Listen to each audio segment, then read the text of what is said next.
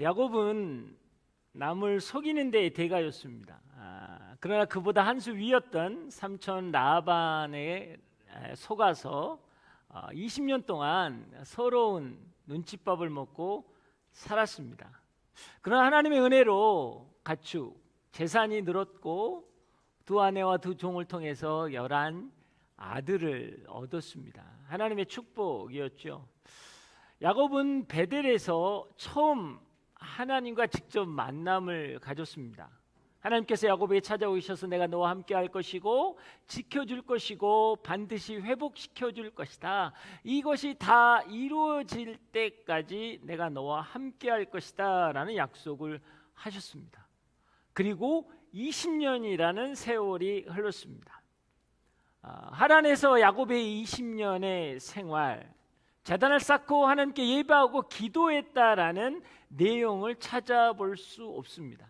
그는 여전히 언약의 계승자로서 믿음의 계보를 이어가는데 턱없이 부족한 사람이었다라는 것입니다. 그런 배경 가운데 오늘 본문이 시작되는 것입니다. 1절과 2절 우리가 읽지 않았기 때문에 1절과 2절 말씀을 우리가 한번 읽어보겠습니다. 시작. 야곱 역시 자기 길을 계속해서 갔는데 하나님의 천사들이 그에게 나타났습니다.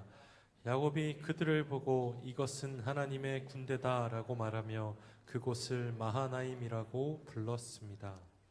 그렇게 턱없이 부족한 야곱 20년이 지났음에도 불구하고 하나님 앞에 예배하거나 하나님 앞에 기도했다라는 내용이 없는 그 야곱에게 하나님이 다시 나타나셨습니다. 그리고 언약의 땅으로 돌아가라고 말씀하시죠. 그러면서 마하나임 하나님의 군대를 보여주십니다. 하나님은요 야곱 믿음의 태도와 상관없이 하나님의 언약을 이루어 가신다라는 거예요. 야곱이 준비되었기 때문에 야곱이 그걸 받을 만한 자격이 있기 때문이 아니라 하나님은 야곱에게 약속하셨기 때문에 그 약속을 이루어 가신다라는 거예요. 여기서 하나님의 천사들이라고 했는데 어원적으로 이것은 천사는 여러분 메신저라는 것입니다. 야곱은 하나님의 메신저를 만났고 그 메시지를 받았습니다. 여러분 어떤 메시지일까요? 그게 2절 말씀입니다. 2절에 뭐라고 되어 있습니까? 하나님의 군대 마하나임이라고 되어 있어요. 여러분 이거 군대라는 것은 히브리어로 뭐라고 되어 있냐면 둥글게 둔을 치고 서 있는 부대를 이야기하는 거예요. 여러분 하나님의 군대가 우리를 보호하신다라는 것은 단순히 힘과 능력 때문에 그 상황에서 나를 지키신다라는 개념이 아니라 나를 에워싸서 보호하신다라는 거예요. 완벽하게 완전하게 지켜주신다라는 것이죠.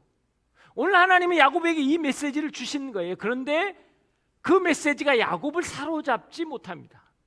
너무나 안타깝게도 하나님 분명히 내가 너를 에워싸고 있고 내가 너를 지키는 자요 내가 너를 온전케 할 것이다. 그래서 그 약속의 땅까지 가게 할 것이다 라는 20년 전의 약속을 직접 보여주셨단 말이에요. 근데 그 보여주심에도 불구하고 야곱의 태도는 안타깝습니다. 자, 3절과 6절, 7절 이렇게 세 절을 한번 읽어보겠습니다. 3절 먼저 한번 읽어보겠습니다. 시작. 야곱이 에돔 지방 세일 땅에 있는 형 에서에게 자기 앞서 심부름꾼들을 보내면서 심부름꾼들이 야곱에게 돌아와 말했습니다. 저희가 주인 어른의 형님께 갔는데 지금 그분이 주인 어른을 만나러 오시는 중입니다. 400명이나 되는 사람들을 거느리시고 함께 오고 계십니다. 야곱은 너무 두렵고 마음이 괴로워서 자기와 함께한 사람들과 양떼와 소떼와 낙타들을 두 무리로 나누었습니다. 자, 고향 땅이 가까우니까 형의 형편을 살피기 위해서 마치 정탐꾼을 보내듯 자기의 종들을 보냅니다. 그리고 그 종들이 갔다 와서 하는 말이 무엇이냐? 당신의 형 에서가 당신이 온다는 소리를 듣고 400명을 이끌고 지금 오고 있습니다 라고 이야기하는 것이었습니다. 이 400명의 정체는 무엇일까? 성경은 구체적으로 이야기하고 있지 않지만 야곱은 자신이 20년 전에 자신이 저질렀던 행동에 연결되었기 때문에 이건 환영보다 전쟁이구나 라는 생각을 했다라는 거예요. 그런 메시지로 다가오기 때문에 그는 두려웠고 마음이 괴로운 것입니다. 형 에서의 진위를 파악할 시간도 없었어요. 그 마음이 어떤지도 파악하지 않고 자기는 이제 죽게 되었구나라는 최악의 상상을 하게 되었다라는 것입니다. 자, 여기서 굉장히 성경은요 재미있는 워딩 플레이를 하는 거예요. 뭐냐면 하나님이 보내신 천사와 야곱이 보낸 심부름꾼이라고 되어 있는데 1절은 하나님의 천사였고 3절과 6절은 야곱의 심부름꾼이라는 거예요. 근데 재밌는 것은요 히브리어에는 마르아크라고 같은 단어가 여러 번 쓰여져 있다라는 거예요. 창세기 기자는 아주 의도적으로 이 두 단어를 대비하고 있는 것입니다. 둘 다 메신저라는 거예요. 야곱은 두 메시지를 받았다라는 겁니다. 하나님으로부터 메신저를 받았고 자기가 보낸 메신저로서 메시지를 받았다라는 거예요. 야곱은 어떤 메시지를 받았습니까? 그것은 12절에 나와 있는데요. 12절 말씀 한번 띄워보시면 다 함께 읽겠습니다. 시작. 그러나 주께서는 내가 분명히 내게 은혜를 베풀어 내 자손이 바다의 모래처럼 셀 수 없이 많아지게 하겠다고 말씀하셨습니다. 자, 그리고 11절로 넘어가서 11절 말씀도 한번 읽어보겠습니다. 11절 말씀 시작. 저를 제 형의 손 곧에서 구원해 주소서. 그와 와서 저와 제 처자식들을 공격할까 두렵습니다. 할렐루야. 하나님께 받은 메시지는 뭐였냐면요, 땅의 모래처럼 많은 자손을 주실 것이고 지키실 것이다라는 메시지를 받았다고요. 이미 하나님의 천사를 통해 받은 메시지는 내가 군대 너를 에워싸서 너를 지킬 것이라는 메시지를 받았다고요. 근데 본인이 보낸 메신저로서 받은 메시지는 400명이 이끌고 옵니다 라는 그 사운드를 통해 어떤 메시지를 받았습니까? 나는 이제 죽게 되었구나. 내 처자식이 다 죽게 되었습니다. 공격을 받게 될 것입니다. 나는 두렵게 되었습니다 라는 거예요. 마치 무엇입니까? 하나님 말씀이 떨어졌지만 그게 돌짝밭 길가에 떨어져서 그 뿌리가 내리지 않듯 하나님 말씀이 분명히 그 영혼에게 떨어졌는데 그 말씀이 뿌리를 내리지 못하고 세상의 메시지가 그 마음에 뿌리를 내렸다라는 거예요. 사랑하는 여러분, 이 땅에 하나님의 말씀이 없습니까? 아니요, 하나님의 말씀이 있어요. 메시지가 없습니까? 메시지가 있어요. 그런데 우리는 그 메시지를 붙잡지 못한다라는 거예요. 사람들은 그럽니다. 하나님의 뜻을 몰라서 내가 갈 길을 갈 수가 없습니다. 아니요, 그렇지 않아요. 우리는 말씀으로, 우리는 기도로, 예배로 이미 하나님께 많은 약속을 받았다고요. 근데 그게 내 안에 심겨지지 않고 세상으로 오는 메시지 때문에, 그게 내 마음을 품었기 때문에 내가 길을 잃어버리는 거예요. 갈 수가 없는 거예요. 두려운 거예요. 그 길을 가기에는 세상의 메시지가 분명하거든요. 너가 이대로 계속 가면 너는 죽을 것이다. 에서를 만나서 400명의 그 용사들을 만나서 너는 죽을 것이다 라는 메시지를 받았거든요. 우리가 세상 앞에서 두려운 이유가 무엇입니까? 돈이 없으면, 능력이 없으면, 이 상황이면 세상은 죽을 거라는 거예요. 너는 업신여김을 당할 거라는 거죠. 너는 실패할 거라는 거죠. 우리는 이 메시지가 너무 강하기 때문에 두려운 거예요. 낙심하는 거예요. 마음이 상했다라고 이야기하고 있는 것입니다. 사랑하는 여러분, 사람이 상황이 주는 정보가 하나님의 약속보다 더 커 보이는 거예요. 우리가 두려움에 빠지는 것은 무엇입니까? 하나님의 메시지가 없어서가 아니라 상황과 환경이 주는 메시지가 더 강력하기 때문이라는 거예요. 내 주위에 있는 만하님, 하나님의 군대보다 내 눈앞에 있는 에서의 400명이 더 세 보이거든요. 더 강해 보이거든요. 내 안에 있는 하나님보다 내 앞에 있는 예서가 내 지금 현실에 더 영향을 더 많이 주거든요. 여러분, 두려움은요 하나님의 임재를 부재로 만들어 버립니다. 두려움은요 하나님의 절대성을요 상대성으로 만들어 버려요. 어떻게 창조주 하나님이 예서와 여러분 비교가 됩니까?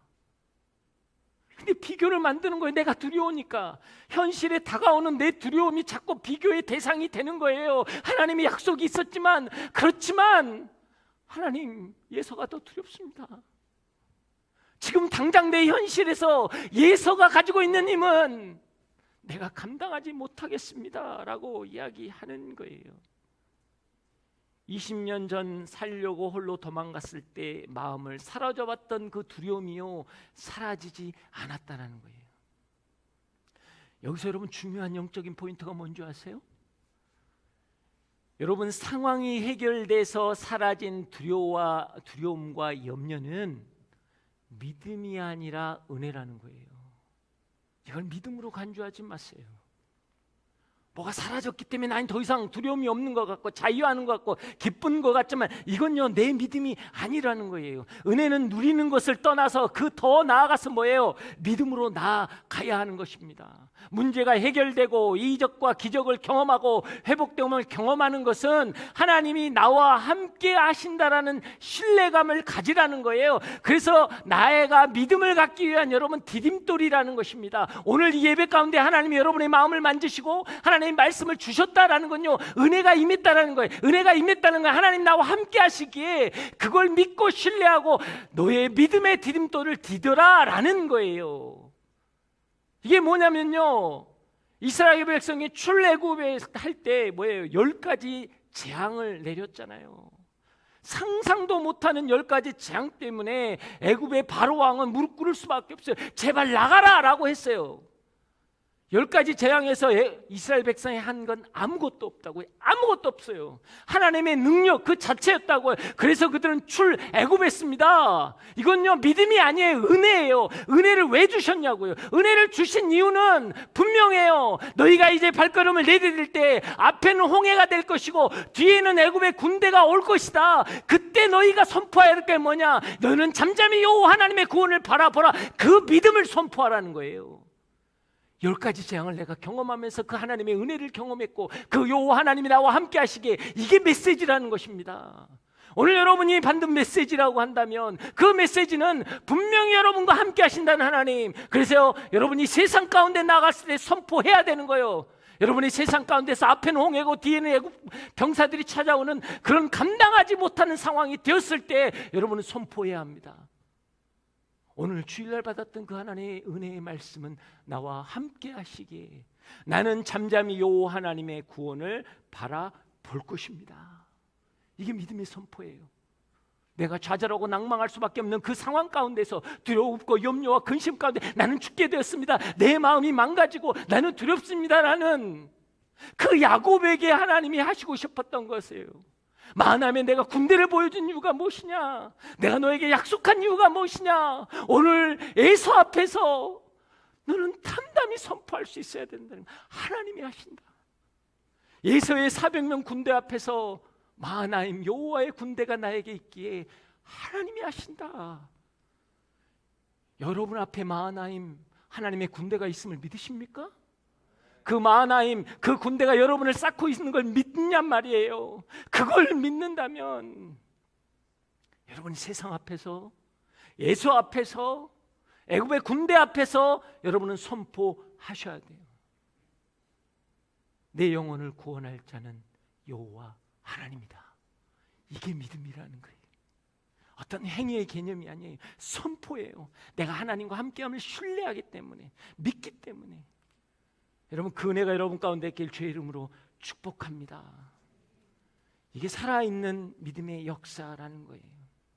언약의 땅에 돌아가는 야곱은 최소 97세가 넘는 아이입니다. 여러분 적은 나이가 아니에요. 그런 그에게 재산도 많고 종도 많고 자녀도 많습니다. 그런데 야곱에게 지금 필요한 것은 형 에서를 이길 수 있는 힘과 군대가 아니라 하나님의 약속을 신뢰하고 믿음의 발걸음을 걷는 것이 필요했다라는 거예요. 야곱은 평생이요, 자기가 원하는 것이면 자기가 어떻게 해서든지 가졌던 사람에 속이고 빼앗기고 경쟁하고 자기 생각과 지식으로 경험으로 모든 걸 이루었던 사람입니다. 하나님은요, 그 근성, 그 생각을 내려놓지 않으면 언약의 땅에 들어가도 결코 하나님 안에서 안식할 수 없다라는 이야기를 하는 거예요. 그 야곱의 근성, 나의 그 근성, 나의 그 생각, 나의 그 확신, 내가 가지고 있는 그 경험을 내려놓지 못하면 너 약속의 땅에 들어가도 예수 앞에서 낭망했던 너는 약속의 땅 그 가나안에서 가나안 족속 앞에서 너는 똑같아질 거라는 거예요. 너의 그 근성과 경험과 너의 생각을 의지하지 말고 여호와 하나님을 의지하라고 선포하시는 것입니다. 그 은혜가 우리 가운데 있길 주의 이름으로 축복합니다. 7절과 8절 말씀 한번 읽어보겠습니다. 7절과 8절 시작. 야곱은 너무 두렵고 마음이 괴로워서 자기와 함께한 사람들과 양떼와 소떼와 낙타들을 두 무리로 나누었습니다. 그는 만약 에서 형이 와서 한 무리를 공격하면 남은 진영은 달아나야겠다라고 생각한 것입니다. 할렐루야. 그것도 불안해서 야곱은 굉장히 지혜를 짜는 거예요. 두 그룹을 나눕니다. 한 그룹 먼저 보내겠다는 거죠. 한 그룹이 공격하면 그때 시간을 벌어서 도망가겠다라는 굉장한 안전장치를 만들어 놓은 거예요. 그리고 자기의 재산도 최소한의 손실을 가져오겠다. 너무나 야곱 같은 인생입니다. 우리도 그렇잖아요. 우리 상황과 형편 가운데 최소한의 것을, 최소한의 희생으로 최고의 이익을 얻기 위한 것, 내가 지금 이 상황에서 어떻게 해야 제일 좋을 것인가, 많은 생각들을 하잖아요. 여러 가지 생각을 가지고 그 상황을 결정하고 그 상황에 대해서 이야기하잖아요. 그리고 난 다음에 야곱은 정말 신실한 우리와 같은 것 같아요. 그렇게 잔머리 다 굴리고 난 다음에 한 가지를 덧붙입니다. 요건 해야지. 또 하나의 안전장치. 할렐루야. 9절에 10절입니다. 9절에 10절 시작. 야곱은 기도했습니다. 오 제 할아버지 아브라함의 하나님, 제 아버지 이삭의 하나님 여호와여, 제게 내 고향 내 친척으로 돌아가라. 그러면 내가 내게 은혜를 베풀어 줄 것이다라고 말씀하시지 않으셨습니까? 저는 주께서 주의 종에게 베풀어 주신 그 모든 자비하심과 신실하심을 감히 받을 자격이 없는 사람입니다. 제가 지팡이 하나만을 갖고 이 요단강을 건넜지만 이제는 이렇게 두 무리나 이루었습니다. 할렐루야. 우리는 어떻습니까? 여러분 다 하잖아요. 세상에 가서 할 거 다 하고, 생각할 거 다 하고, 결정할 거 다 하고, 이야기할 거 다 하고 나지만 이게 불안하잖아요. 그래서 뭐예요? 엄마 기도해 줘. 일단 기도는 부탁해 보고 와야 돼. 그러니까 기도도 좀 해놔야 백그라운드가, 그래서 이게 뭐 중용을 지키듯 세상의 방법과 하나님의 방법, 할렐루야, 두 가지가 같이 있으면 제가 항상 얘기해요. 그건 성전이 아니라 신전이다. 근데 야곱은 두 가지를 다 써요. 여러분 이스라엘이요, 이스라엘 역사 동안 단 한 번도 하나님을 섬겨보지 않는 적은 없어요. 항상 우상 숭배를 했죠. 성전 안에 다른 신을 섬기고 다른 우상을 세워놓고 하나님께 열심히 기도하고 그 다음에 다른 우상들에게 또 기도하는 거예요. 우리도 그렇지 않습니까? 세상적인 방법 다 해봅니다. 그리고 찝찝하니까, 그리고 조금 그래도 하나님이 도와주셔야 하니까, 그래서 우리는요 하나님만이 아니라 하나님 도예요. 하나님 도 믿는 거예요. 하나님만 의지하는 게 아니라 세상으로 할 수 있는 거 다 하고 나서 그 다음에 하나님 도 믿는 거예요. 오늘 그렇습니다. 우리는 세상의 걸 다 하고 나서 오늘 와서 기도합니다. 근데 문제는요 세상에서 하나를 더해요. 야곱은요 하나를 더해. 안 되겠다. 요것만 갖고는 안 되겠다. 그래서 자기에 있는 양들, 양, 염소, 그 다음에 소, 낙타 다 모았네. 좋은 것 550마리 딱 모읍니다. 세 무리로 나눠. 그래서 어떻게 하냐? 한 무리 앞에 가고 그 다음 간격 두고 그 다음 무리 가고 그 다음 무리 가고. 너무나 대단합니다. 그리고 시킵니다. 야, 너희들 있잖아. 가면서 이야기해. 아니, 너희들은 뭐냐? 어디서 온 사람이냐? 라고 하면 네, 당신의 종 야곱의 소유인데 그 야곱의 주인이신 예서에게 바치기 위한 선물입니다. 라고 멘트까지 정확하게 가르쳐줘요. 할렐루야. 여러분, 우리도 멘트 정확하잖아요. 이렇게 접대용 멘트부터 해서 할 거 다 하잖아요. 해볼 것 다 해보는 거예요. 여러분, 지금 이게 야곱의 태도라는 것입니다. 근데 하나님은요, 그런 야곱을 나무라지 않으세요. 이게 하나님입니다. 자, 22절에서 24절 말씀 한번 읽어보겠습니다. 22절에 24절. 11명의 아들들을 데리고 야복나루를 건넜습니다. 그는 시내를 건너 보내며 자기가 가진 것들도 다 건너 보냈습니다. 그리고 야곱은 홀로 남아 있었는데 어떤 사람이 나타나 동틀 때까지 야곱과 씨름을 했습니다. 자, 2중 3중 안전장치를 만들어 놓았지만 마음이 놓지 않아서 잠이 이룰 수가 없었어요. 한밤중에 아내와 자식들을 깨웁니다. 그리고 가축들을 다 정리합니다. 뭐 여기서는 조금 해석의 차이들은 있어요. 뭐 어떤 분들은 이렇게 해서 아니 자기 살라고 애 떠밀고 아내 떠밀고 다 보냈다는 거예요. 다 보내고 그 한밤중에 자 일어나 안 되겠어. 불안한 거죠. 언제 쳐들을지 모르니까 먼저 가 막어. 나는 남겠어. 이런 해석이 대부분 해석인데 저는 조금 그러기보다는 여기서 재밌는 건 뭐냐면 24절에 그리고 야곱이 홀로 남아있다라는 단어인데 이거는 영어가 참 좋게 번역을 잘 해냈어요. 그 Jacob was left alone이라고 돼 있어요. was left alone. 수동태로 쓰여있다고요.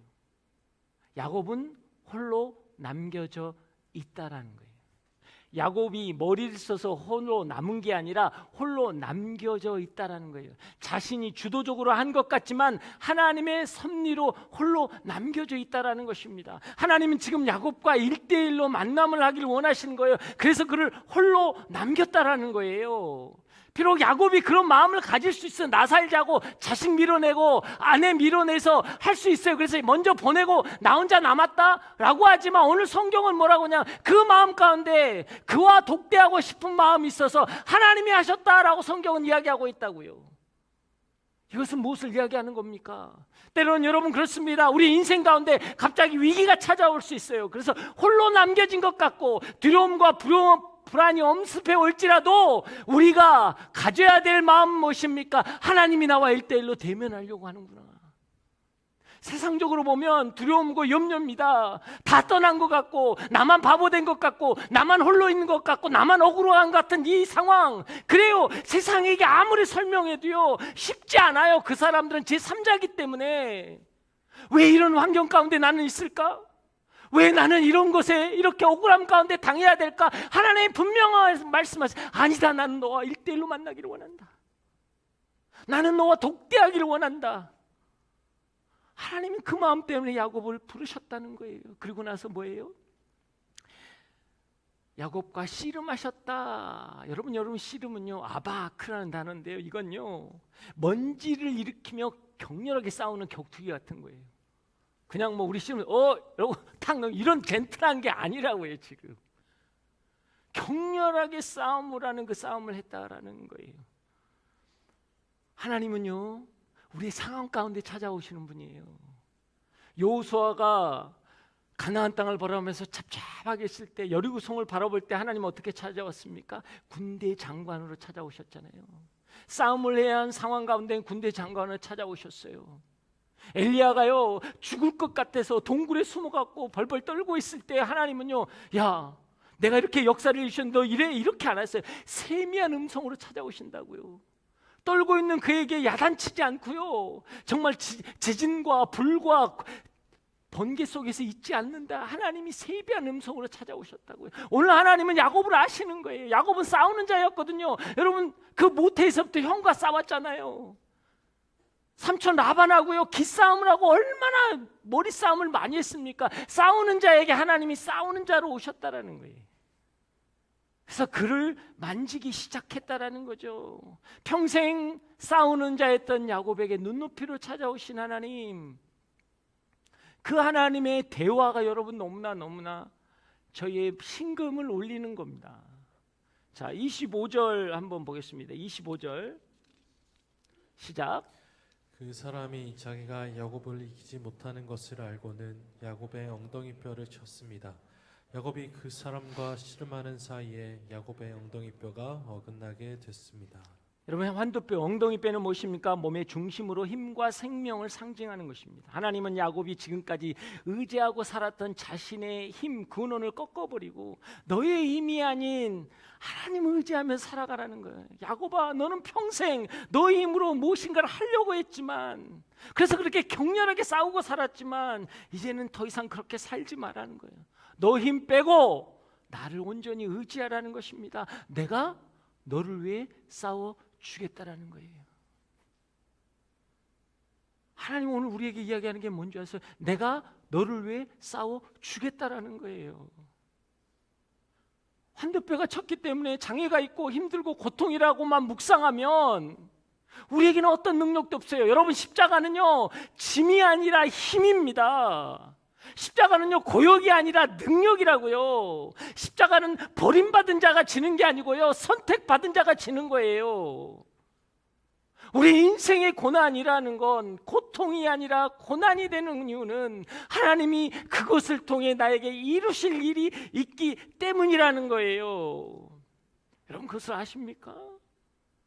왜 제가 이 이야기를 하냐면, 아니 그래도 왜냐면 이게 되게 중요한 거예요. 뭐가 중요하냐면, 하나님과 싸워 이겼잖아요. 이겨서 나오면 고쳐주셨어야지. 아니요, 평생 쩔뚝거립니다. 평생 장애인이 됐어요. 여기에서 중요한 메시지가 있다라는 거예요.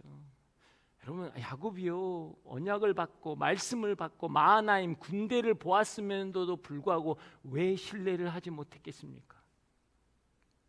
그건요, 야곱에게 많은 상처가 있었어요. 아버지의 편애 때문에 생긴 상처, 사랑에 대한 굶주림, 형에 대한 열등감, 그래서 극단적인 여러분 희대의 사기를 아버지에게 쳤잖아요. 훔친 장자권의 축복은 항상 마음속에 여러분 죄책감을 가지고 살았어요. 그래서 불쌍한 인생이었어요. 그래서 형 예서가 온다는데 어떤 마음인지도 모르고 스스로 지레 나는 죽었어, 우리 가족 다 죽었어, 이렇게 이야기하는 거고, 하나님 우리 가족까지 다 죽었어요. 이제 그 마음의 상처를 갖고 있습니다. 그런 야곱을 하나님은 보시는 거예요. 그래서 하나님은 야곱이 찾아와서 너 회개해, 너 얼마나 더 내가 너를 보여줘야 믿을 거니? 라고 책망하지 않았어요. 그래서 야곱에게 묻는 게 뭐냐면 27절입니다. 27절 한 점 읽어보겠습니다. 27절 시작. 그 사람이 물었습니다. 내 이름이 무엇이냐? 그가 대답했습니다. 야곱입니다. 너는 누구냐라는 거예요. 여러분, 이스라엘 문화에서 중요한 게 뭔지 아세요? 이름은 단지 호칭이 아니라 그 사람의 인생을 이야기합니다. 내 이름이 무엇이냐라고 하면요, 너는 누구냐라는 것이고, 그것은 뭐냐면 너는 어떻게 살아왔느냐라는 것이고, 너는 어떻게 살아갈 것이냐라는 이야기하는 거예요. 여러분, 이게 너무나 중요하다는 거예요. 야곱은 어떻게 살았어요? 장자권을 갖고 싶었어요. 아버지의 사랑에 굶주렸어요. 그 축복을 받고 싶었다고요. 형처럼 나도 조금 남자답게 하고 싶은 그런 컴플렉스에 빠져 있었다고요. 야곱은요, 예서처럼 살았거든요. 예서처럼 살았어요. 야곱이지만 예서처럼 살았어요. 아버지가 뭐라고 해서 너 누구냐라고 축복받아 들어올 때 너는 누구냐? 그래, 맏아들 예서입니다라고 했던 게 야곱이에요. 그리고 아버지에게 용서를 구하지도 않고 떠났습니다. 야곱은요, 지금까지 그 축복 때문에 장인어른 라반하고도요 기싸움을 하면서 어떻게든 받아내고 어떻게든 하려고 예서처럼 살았다고요.